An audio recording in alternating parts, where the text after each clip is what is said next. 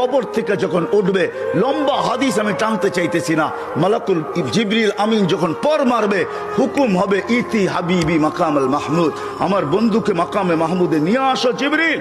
উনি আসবে, পর মারবে আর বলবে কুমিয়া হাবিব আর রহমান, আল্লাহর বন্ধু উঠেন। তখন আল্লাহর রসুল কবর থেকে উঠবে, ওয়াহুয়া ইয়াবকি ওয়া ইয়াকুল, কানতে কানতে উঠবেন আর বলতে বলতে উঠবেন। চোখে থাকবে কান্না, মুখে থাকবে চিৎকার, জিবরিল আইনা উম্মতি, আমার উম্মত কোথায় বল, আমাকে তো উঠাইতে আসছো, আমার উম্মত কোথায় বলো। অবসালা শফির জাহান্নাম, আমার উম্মত কি জাহান্নামের কিনারে চলে গেছে। বলছে আয়েশা, এর চেয়ে কঠিন চিত্র শুনতে চাস?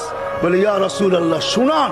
বলে ওয়াজি আবি জাহান্নাম, জাহান্নামকে যখন নিয়ে আসা হবে 70,000 শিকল লাগানো হবে, প্রত্যেকটা আংটার ভিতরে 70,000 ফেরেশতা ধরবে, তারপরও